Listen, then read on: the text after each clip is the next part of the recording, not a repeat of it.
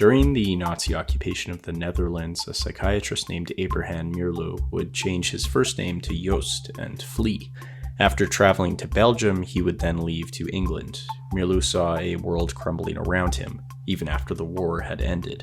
He realized that Pandora's box had been opened and a new era had emerged. Joost Meerloo became most famous for studying brainwashing and thought control techniques, especially those used by totalitarian regimes. He argued that hardly anyone can resist scientific brainwashing, despite years of training. As he wrote, fear and continual pressure are known to create a menticidal hypnosis. The conscious part of the personality no longer takes part in the automatic confessions. The brainwashee lives in a trance, repeating the record grooved into him by somebody else. This menticide is the term Meerloo used to describe the destruction or erosion of a person's mental independence, a process that is typically used in order to alter one's beliefs. This is used, for example, by dictators who wish to imprint their opportunistic thoughts on those who they wish to influence. After brainwashing, the victim will mechanically confess to crimes and illegalities that they had never actually committed. The overall process would lead to an environment of blurred truths, causing mental chaos for any of those still uncertain over whether they should support the dictator. How is it done exactly? Firstly, Meerloo argues that the procedure of an enforced confession is far from new. Primitive shaman would use fear-inducing rituals to create fright hypnosis in the victim, and the tribal features such as ecstasy rituals and eerie chants would be used to compel crowds into accepting the beliefs of their leaders. Brainwashing is then considered to be an elaborate ritual that ends in indoctrination, conversion, and self-accusation. It begins with extorting a confession. The victim's consciousness is distorted and altered through a bombardment of questions, a constant rotation of questioners, inadequate meals, and inconsistent sleep schedules. The individual, since they have a conscience, is theorized to hold hidden feelings of guilt even if they are unfounded. This process seeks to cause an unsteadiness of the mind in which such a feeling emerges.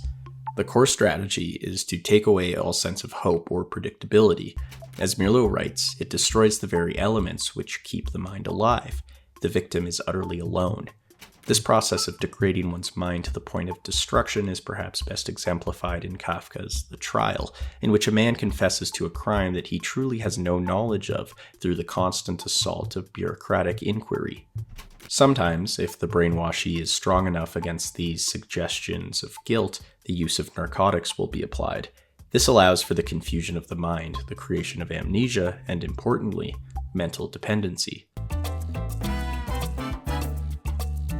Today's video is sponsored by Endel. For a lot of my viewers, we're just a few months into the second semester, and I'm sure, like me, you felt just how hectic and stressful keeping up with assignments and deadlines can be.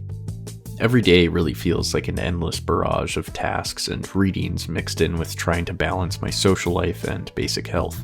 Unfortunately, I've been unable to find any mental clarity in this, something very necessary for creative work, such as the video you're watching right now. But thankfully, I found Endel, an app that is backed by neuroscience patent and technology that creates personalized soundscapes to get you back on track. How does this work exactly? Endel reacts to inputs like time of the day, weather, heart rate, and location in order to create a custom soundscape for whatever you're trying to do. Endel helps you boost productivity by helping you concentrate for longer periods of time, relax you through calming your mind to create feelings of comfort, and most importantly for me, sleep by soothing you into a deep state of rest. If you're in need of some mental clarity for greater creativity and productivity, then head on over to the link in the description and download Endel today.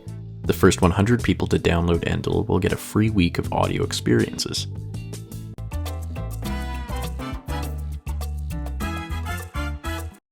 Meerloo does not stop at the courtroom when discussing brainwashing.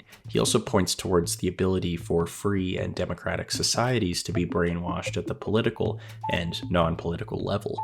Influences of technology, bureaucracy, and mass-delusion allow for the institutionalization of forms of behavior. As he writes, the mechanization of modern life has already influenced man to become more passive and to adjust himself to ready-made conformity. No longer does man think in personal value. He thinks more and more in the values brought to him by mass media. Headlines in the morning paper give him his temporary political outlook. The radio blasts suggestions into his ears. Television keeps him in continual awe and passive fixation. Consciously, he may protest against these anonymous voices, but nevertheless, their suggestions ooze into his system. This is the work of public opinion engineers, those individuals hired by corporations and political campaigns to persuade the public.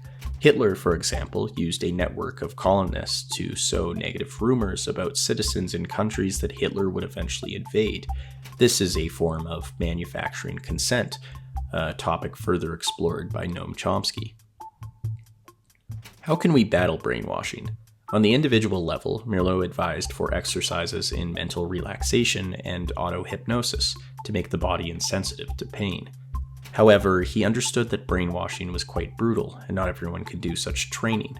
Another potential solution would be to talk too much rather than resist talking. By playing the fool, the enemy will grow confused. As he recalls this method in practice, scatterbrained simpletons confused the enemy much more than silent heroes, whose stamina was finally undermined in spite of everything. On a social level, Meerloo proposed that education was the way out of mass-delusion, but a factual education was not what he had in mind. As long as people quote one another and the available expert opinion, they are considered well-informed and intellectual. No more should schools be used to produce kids that can simply memorize facts. Instead, people should learn to think for themselves. He proposed that kids should engage in more creative play and learn about communication and abstraction in order to develop critical thinking and navigate the world with scrutiny and clarity. Overall, Meerloo proposed a sort of new courage in the face of the age of manipulation. He understood that this was the embrace of freedom, but at the same time, the acknowledgement of the paradox that freedom brings with it. Namely, in order to let freedom grow, we have to plan our controls over the forces that limit freedom. We must have the passion and the inner freedom to prosecute those who abuse freedom.